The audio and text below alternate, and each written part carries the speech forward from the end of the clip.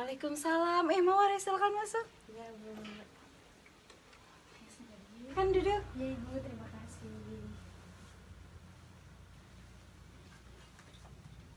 Nih, sama siapa? Sama kakak Ibu, tapi tadi kakaknya mampir ke rumah teman. Oh iya. Gimana kabarnya Mawar, sehat? Alhamdulillah Ibu sehat. Keluarga? Keluarga ya alhamdulillah, tapi ada sih yang sakit, tapi itu aja saya. Duduknya udah enak belum? Sok enakin dulu. Udah. Jadi gimana Mawar? Ada apa? Iya Ibu, jadi saya tuh kesini pengen curhat sekaligus mau minta saran sama Ibu. Oh, sebelumnya udah pernah ikutan konseling belum? Udah Ibu, saya udah pernah konseling 2 kali. Sebelumnya saya merasa senang banget Mawar bisa datang ke sini untuk cerita, untuk melakukan sesi konseling lah ya dengan saya. Nah, jadi gimana nih Mawar? Jadi seperti ini Bu, langsung saja ya saya cerita. Ya, sok boleh. Jadi sebelum kuliah itu saya dikasih pilihan dulu sama orang tua antara kuliah atau enggak kerja. Nah saya tuh lebih memutuskan untuk kuliah. Nah setelah perkuliahan berjalan, di tengah-tengah tuh kan kita ada pandemi ya Bu ya. Oh iya. Kuliah juga jadi online gitu kan.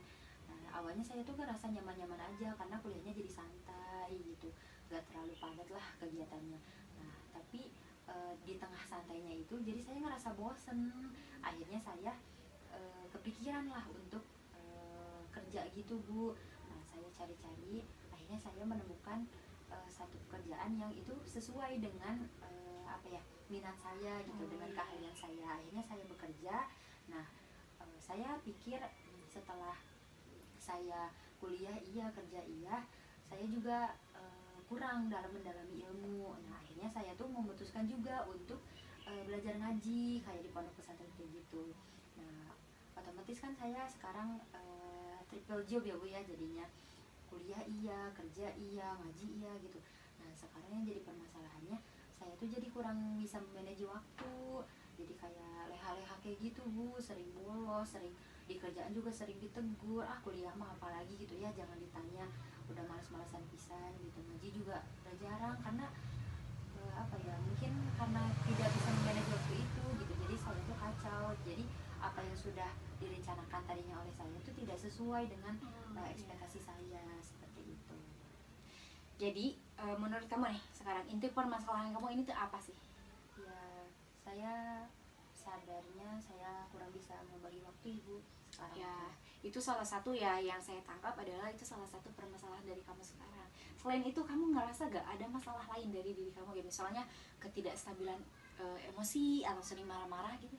Ya Ibu ada, saya sering banget, saya ngerasa di rumah tuh kok mudah banget kesel gitu. Saya sering marah-marah, apalagi imbasnya tuh ke yang di rumah, karena ya mungkin karena saya tuh ngerasa capek mungkin ya, karena 3 kewajiban itu. Jadi sering udah lelah juga, marah-marah mah udah jadi nomor 1 sih gitu. Iya, itu karena tadi kamu gak bisa memanage waktu, akhirnya banyak banget yang terbengkalai lah ya semuanya. Jadi emosi kamu kurang stabil lah. Sebelumnya saya mau nanya dulu nih, kamu sekarang ngejadwalnya itu kayak gimana gitu, cara nge-manage jadwalnya? Jadi kalau jadwal sehari-hari itu seperti ini Bu, jadi pagi sampai siang itu saya kuliah. Nah dari mulai jam 2 itu sampai habis isya saya tuh kerja. Nah habis isya itu saya ngaji. Cuman yang jadi yang jadi poinnya tuh waktunya nugas dipakai kerja, waktunya ngaji dipakai nugas gitu. Oh gitu. Oh jadi sekarang kamu nggak sepandai waktu awal kamu nge-manage waktu gitu? Iya Ibu, betul. Oke. Jadi emang kita tuh nggak selamanya bisa fokus dalam semua bidang sekaligus gitu. Misalnya tadi kamu ada 3 bidang sekaligus dilaksanakan atau dikerjakan, itu memang kita terkadang tidak fokus. Nah, saya juga dapat merasakan apa yang kamu rasakan gitu, gimana capeknya harus ngerjain 3 bidang, 3 kewajiban itu dalam sekaligus. Nah sekarang kira-kira apa nih yang kamu inginkan, kamu mau gimana?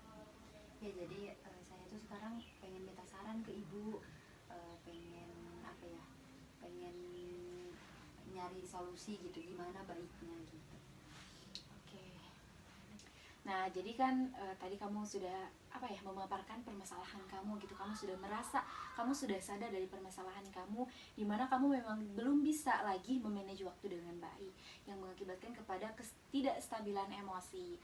Nah, Mawar, ketika kita sudah tahu apa itu permasalahannya, kita tinggal mencari solusinya. Apa solusinya? Karena di sini permasalahannya adalah kurang bisa nge-manage waktu, yang mengakibatkan ketidakstabilan emosi. Nantinya kamu juga nyalahin diri kan, gitu, yang kayak gitu-gitu, karena aku kejebak nih sama pilihan sendiri. Nah, kita bisa, kamu mulai lagi untuk apa ya, memperbaiki lagi cara kamu nge-manage waktunya kayak gimana, biar itu tuh nggak bentrok cara nge-manage waktunya, biar kayak awal lagi lah gitu. Terus kamu juga jangan ngerasa kayak, ih aku kayaknya ngejebak diri sendiri nih dalam pilihan. Ya jangan ngerasa gitu, karena memang ini adalah pilihan kamu gitu, pilihan yang memang harus dipertanggungjawabkan oleh diri kamu. Nah, kamu juga jangan ngerasa pokoknya dalam semua kewajiban ini saya harus sempurna, sesempurna mungkin. Yang perlu kamu lakukan adalah kamu harus melakukan yang terbaik dari semuanya. Nggak perlu sempurna, yang penting usaha kamu lakukan secara maksimal gitu. Pokoknya yang namanya stres, capek, lelah, nangis, yang kayak gitu-gitu, itu adalah hal wajar ketika kamu merasa lelah gitu ya.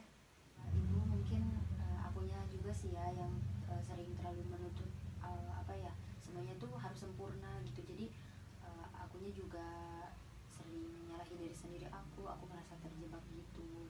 Iya, nah sekarang karena kamu emang udah sadar ya, apa sih itu permasalahan kamu, bukan hanya kamu kurang dalam memanage waktu, adapun permasalahan-permasalahan lainnya. Jadi kamu sekarang nggak usah yang harus mikir terus nyalahin diri karena pilihan kamu ini.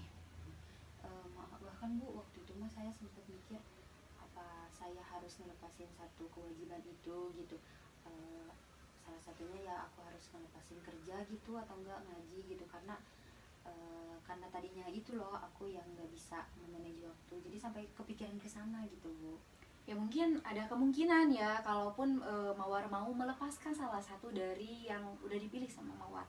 Akan tetapi ada hal-hal yang harus diperhatikan, ada resiko yang harus diperhatikan. Kalau Mawar ngelepas pekerjaan, ya resikonya Mawar nggak bisa memenuhi kebutuhan diri sendiri gitu kan. Yang biasanya memenuhi segala sendiri, tiba-tiba cuman dapat dari orang tua aja. Mungkin itu akan sedikit ngaruh mas gitu kan ya nanti ke Mawarnya.